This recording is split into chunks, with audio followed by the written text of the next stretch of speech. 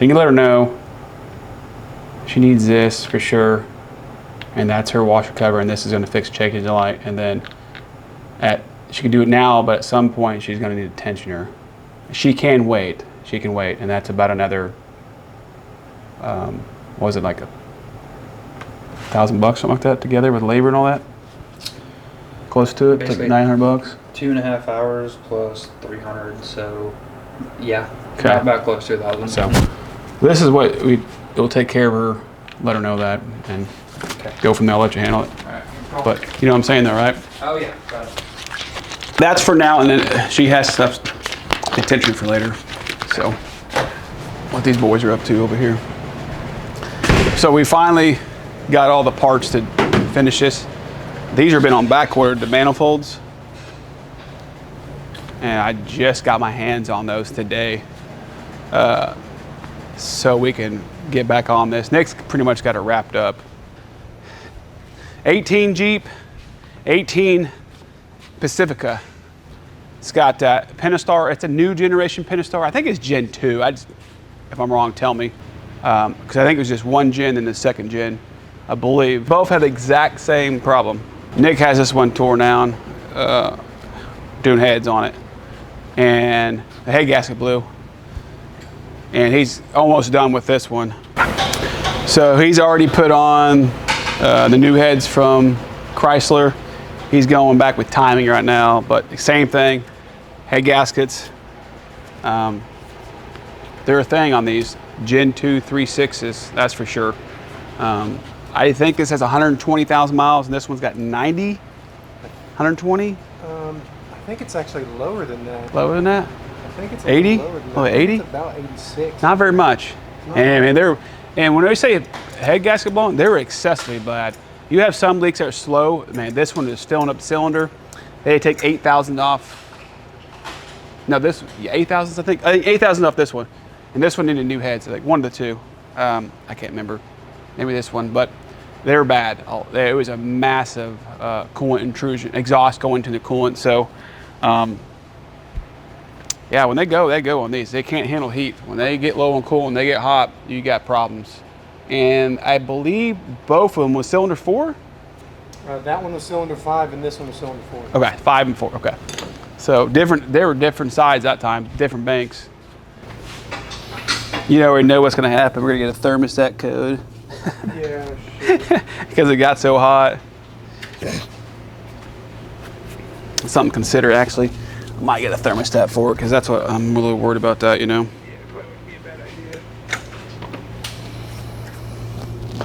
Oh, it's got EGR on this thing. Oh yeah, it's real fun to deal with. Yeah, the newer cars are going back to EGR. I was talking about that in my last video. This one has VBT plus it has EGR, so it must have California emissions.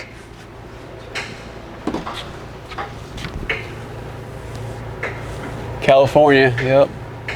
Got California emissions. Lucky. All right, Bradley's over on this here. This is a 17 Ford Transit. I think it's a 350. Man, it's gonna cost them. It costs big bucks to do these jobs with these turbocharged motors crammed in here. I mean, it's just. I can get it if you got your truck, whatever, but on a fleet vehicle, I guess they don't know. But if you don't know, we do not recommend to put a turbocharged vehicle or engine in a fleet vehicle.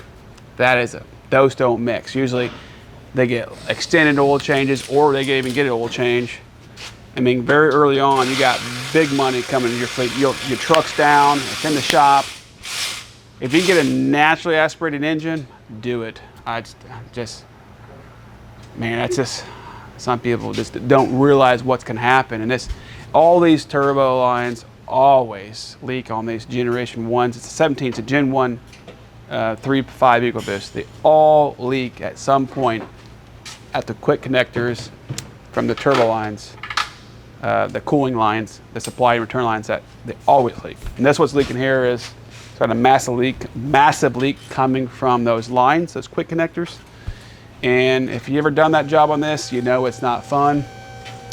Bradley's a lucky one, he's a chosen one. I'm short. So yeah, the reason why he's got that is he's a little shorter than us. So He's a lot shorter. He's a lot shorter than us. So we got it on. This is a tall lift. This isn't a short lift already, and it's pretty much maxed out. But he sits underneath it perfectly fine. The other guys are like this, and it hurts your body that way. He's our little man. So he does a good job. He's knocking out. I don't know. It's not a fun job. So on these, you're just praying that no, the exhaust bolts break. If you know, you know. I don't see it dripping though. I don't either. I don't see it there. What in the heck is going on over here?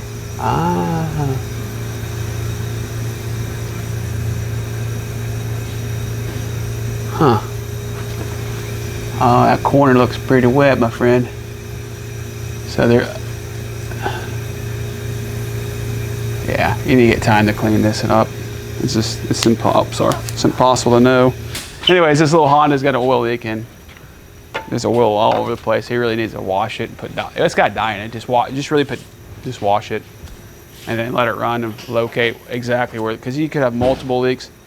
The thing about oil leaks is, if you deem it too quick and say, "Hey, it needs this little pan gasket," you fix it, ship it, comes back leaking oil. Because you have multiple leaks, especially in an old car, you have to do a really thorough job inspecting for leaks, because a lot of times there's multiple things leaking, and if you don't do due diligence, just clean up and inform the customer, hey, you could have multiple leaks. I need to locate it. Let's do a power wash, clean it, and check for leaks. That gives the technician enough time to locate all the leaks on the vehicle, and then come up with a game plan. So some engines need a complete reseal. Some you can just do whatever's leaking. You don't know until you actually get in there and do the due diligence of locating the leaks. You really have to clean the area and look for the leaks. And some you'll have to drive for a couple of days and then recheck it, because they're like a real slow seepage leak. Those are the worst ones. That's where dye comes in and helps out. This was an interesting case on this big box truck or flatbed here. It was a good one, wasn't it, Kevin? What's that? This was a good one right here. That one? Yeah, that would have been. We always should have the video, but I'll tell you what happened. So it came in. It was at another shop that it maintains this company's vehicles, and they're a local shop. We work with them, and they just didn't have time. They did some stuff to it, but they didn't get nowhere. And we see why. We get it here, and it won't even run. It'll start up, you put it in gear, it goes nowhere. You mash the pedal and just rolls, if that. There's no power at all. But we saw on data that there was a crank camshaft correlation code, which that's what will throw something for a loop. I don't know why it was there. You'll see why in a little bit. But what we saw from data, it was very lean. The short-term fuel trends were plus 50, and it was pegged, lean. They did put a mass airflow sensor on it and a connector, which the data showed it was fine. So we were left with trying to figure out, is it a timing problem? Because you had a correlation code, and it felt like timing. We had no power. We had 60 pounds of pressure at the rail. So we got to run, I used some brake clean, and we're checking the VBT operation, and it was good. Cam crank code, or cam crank correlation said yes, it was fine, no faults. The timing variance was fine, so we eliminated that pretty quickly. Plus, it had a real even crank, and usually at a time you'll have an uneven crank. So we did a fuel sample, and that's where I saw something wasn't right. There was some, I actually still have it actually over there, I'll show you. And then me and him got together like, it's gotta be, well, first we put real clean fuel at the rail, and it ran better. It did run better, but it still had no power. It had a little bit better, but then we came up, it's gotta be clogged injectors. So we pulled off the rail, he pulled the injectors out, and they're just full of like sediment. I mean, literally sediment. Yeah. I don't know what to tell you, it was bad. So we put new injectors in it. He's dropping the tank now. He's gonna clean the tank out, and we'll flush the lines, and we'll be golden, buddy. So get with Mike up for approval on that. I'll let you clean that, so it'll be perfect overnight. It's, you know what I'm saying? I'll show you that sample though. You can kind of, I don't know if you can see this or not. There's some, So you have fuel here, you have water here, and then you have whatever is between the water and fuel. There's something there. I don't know what it is, to be honest with you, but the other stuff is just, it was just sediment. I mean, it was just literally looked like sand, to be honest with you. Very odd. I mean, you know how hard it is to call all eight injectors on a truck? I mean, pretty hard, but I know we got it right. So once you saw the evidence of the sand, I mean, it's pretty good. This one here, it's got a couple things. It's got a evap code, incorrect purge flow. On these, a lot of people, if you have an incorrect purge flow, they'll just do a purge valve. Not the case on these Toyotas, because it has a vacuum pump on the canister that does a self-check. And if your system has less than a 2,000th of an inch leak, it'll throw that code. And this one was leaking, and it took a little bit to find, but I actually separated the charcoal canister from the tank and tested each one. It's coming out of the charcoal canister, a very small leak, 4,000ths of an inch. I mean, it is tiny, tiny leak, but it's coming out of the canister, so she needs a canister. It's above the muffler, it's in a bad spot, but we dropped the exhaust down to do the testing. And then it has a noise, you can hear it right here. This lower idler pulley, it's growling pretty bad. So it's pretty loud. Looks like she's got a little bit of leak coming from that power steering hose also, that O-ring on there. I might have Micah have him pick up one of those O-rings for her. Looks like it's leaking from that power steering pump. On that suction hose, there's an O-ring right there. It pops into the pump itself. It's a 07 RX 350, and that's what's going on with that. And I'll show you this Audi here. This is a, let me look at the bag. I'm not sure what year it is. I think it's a 16 Q7. I lied, it's a 13 Q7. I was way off in the year. And it's leaking coolant. And if you know about these vehicles, underneath this supercharger, there's a thermostat housing, and that's what's leaking on this. There's also an oil separator in there. We recommend to do those when you do that job, because there's labor required to get to the thermostat housing. It's quite a bit, and you're right there. And that oil separator is a high failure on these. Customer's on hold on this one. That's the problem with these vehicles. They're not worth a lot, but they're expensive to repair. And that's kind of where, they're great cars, but this one has a lot of miles on. I think it's like 180,000. It's up there. I mean, there's nothing really wrong with it except for that. I mean, it sounds great. There's no engine noise, not really leaking much. There's an oil leak from the oil cooler, I believe, that we mentioned to him a while back. But it's just a lot of labor. It's a big job to get down there. I mean, it's not the worst thing in the world, but that stuff adds up, you know. So, and everything is expensive. Yeah, that makes sense. You just have one bracket right here, you undo it, and then just shove that hose. Just shove it back there, and the other one, undo that hose, and it shoves back there also. And you throw it right, you just throw it right here, and it dumps down with it. That's what I do. You just drain the pump. Does that make sense? Mm-hmm. You can do a quick video how your lines are ran, because you make sure the lines are perfectly ran the same way. I mean, I got reference right here. Yeah, because this line's just, it's right, literally right here. It runs up through that little breather bracket. Yeah. It's right here. Mm-hmm. You can pull that grill off. The grill comes off pretty easily, and it's right there just below that grill right there. Literally right here, that clamp. I mean, heck, I should be able to get to it Yeah, without pulling the grill. My hands are small. That's what I do if I were you. And then just make sure you know how to run it, but just throw it right down here. I'd pull over here and throw it down there, and then let it drain. So when you drop this, it goes out with it. And you have to worry about all this bull here. That's just, that's what I would recommend. Or if you, yeah, that's what I would do. I think that's the easiest way to handle it personally. Mm-hmm. You're working, not me. Because doing this is a pain. Is it not? Yeah, most of the time.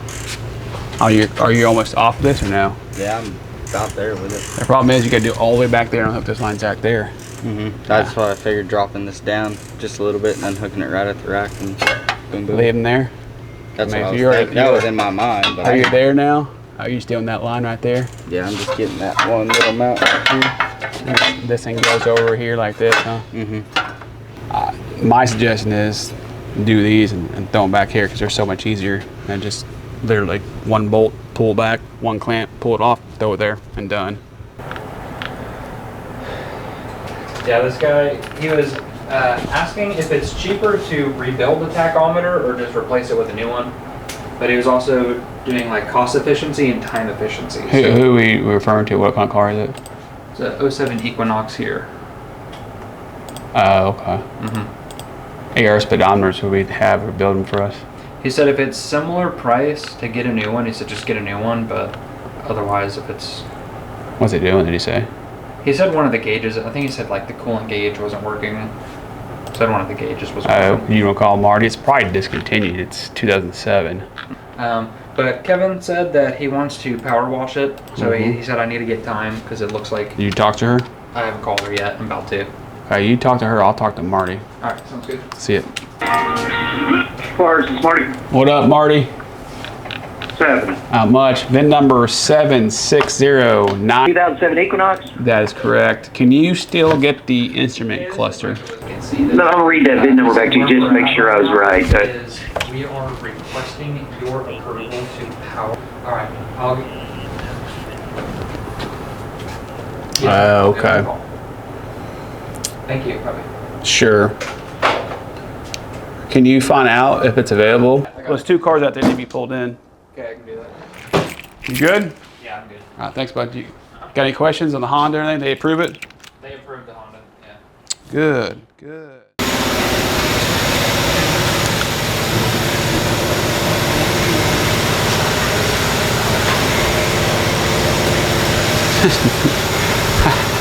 That's your workbench? Yeah. Keep everything close. How's it going, buddy? It's going. Trying to get that top pipe in from the head. Yeah, it's a pain in the butt, isn't it? Yeah. Get it to pop. You don't have the turbo mounted down, do you? I mounted it down, yeah. Usually I did on the other side. Okay, usually I leave a little gap so you can, it gives enough room that you can walk it and it pops in. Because that pipe's not, they make it, it's not perfectly, in the correct position. It's bent a little bit, especially if it's shipping. So when I'll give a little room that turbo and it pops in that way. So I'm getting it to pop down, just not Clipping in? Yeah. Okay. So Bradley here he's in a home run stretch, right? Just about. End up doing the exhaust manifolds and all the coolant turbo pipes. Yeah, that's not a fun job on this one. Yeah. Yeah. Not fun. Not fun. But it has to be done, right? Somebody got to do So someone's got to do it. So here's a good one for you. This is a 21 Escape, and this is why I feel bad for car owners. Honestly, I really do, because this is 21 Escape, 41,000. I think 41,000 miles. Let's take a look. I'll let you look at it. 41,298. So this car, we had to pull the entire dash out of it. The air distribution for the cold air and hot air, there's something that's broken inside that dash where it's just blowing cold air no matter what you select at all times, just cold air. And then the rear end, I'm hoping a service will take care of it. The rear end it's just making a bunch of squeaky noise and it's just squawking back there. Just chatter. It's really bad chatter back there. The easiest way to explain it. I've had some luck with lower miles where servicing it helps, but we always service it and retest it, because I've fixed some that way, but sometimes you'll need a rear end if it gets ignored. We don't know, that's to be determined on that one. So 41,000 miles, I mean, you think it's cheap pulling this dash? No, it's not cheap. It's not cheap at all. He'll be in this thing several $1,000s, and it's a 2021, 3 years old. Kevin's working on a van, just doing maintenance and A tune-up, right? Well, I call it a tune-up, ignition tune-up. Yes. So this customer's smart. She wants to take care of her vehicle, so she's keeping up on her services that are due on preventive maintenance. And that's how you do it. She does. She installs glass. She's busy, so they're on vacation in Hawaii. So she dropped it off for us to go through everything to make sure it's up to date.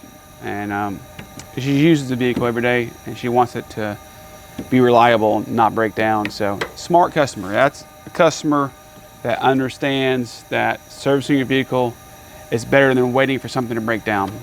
It prolongs each component. It doesn't guarantee nothing's going to break down, just it prolongs stuff. You get a lot more range out of something. For example, if you don't maintain a transmission, you're probably going to have an issue on these newer Chevys, 100 to 120. You service them, you might get 180 out of it, 160.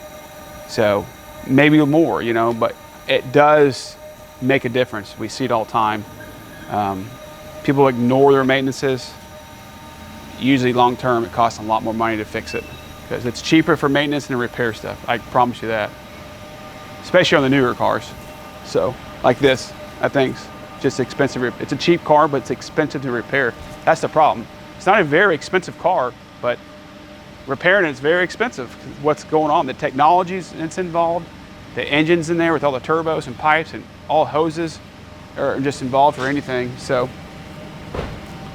Nick has finished up one of the head jobs and he's going back with his engine now, and he's going to finish his other head job next week because he's a freaking man. AFM, active fuel management Chevy. I need to check for damage actually for the cam on it. Well, we tore it down. I'll show you what it looks like.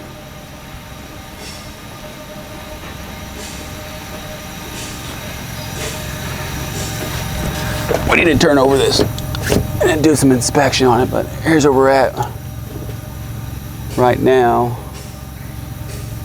So, man, I see some damage on that cylinder. Wow, okay. We're not done. Kevin just took a break on it, but we gotta go through here and do a little some real thorough inspection on the cylinders and stuff. There's an issue going on. I believe it's gonna need a motor, but to be determined on that. Heads off right now. Look at the valve train. So it's had some pretty uneven compression on that bank, like 210 on two of them, 190 on one and 180 on the other. And there's a pretty good tick, and it sounded like a lifter tick, but I don't know if it is a lift tick. I think it's something else. I think it's in a piston, I believe. But we're gonna find out once he gets done with that van. We'll inspect it a little more. But I think we're gonna need an engine on that truck, to be honest with you. It is Friday. We're finishing up. Light day. It's been a busy week though. Let me tell you, we had a lot going on this week. Guys got a lot done, a lot of big jobs. So, let's see, we got Micah going on. Do we clean injectors? We don't clean it. We do a fuel induction service, yes. Okay. It does clean it, yeah. So we do a fuel induction service. And what kind of vehicle is it? 2019 Chevy Silverado. It's GDI injectors, so you're probably looking about labor in the fluid is, get my phone. It's about 285 is what it goes for. It's that fluid, that injector service. So you'll be looking at about 285 for that injector service. It's a GDI injector service. GDI. So, got some barbecue. This is Christy. Say hi. It's a one day. Hi. We can get it done in one day. This is NZ's wife. She holds it all Yes, together, ma'am. Yeah, guys. you got Woman it. behind the man. That's right. We got some good food here. She brought the goodies for the guys. What did you guys get? Ooh, some chopped brisket. Ooh. We're gonna have to shut down this video, guys. We got some real business to take care of here. Till the next one. See ya.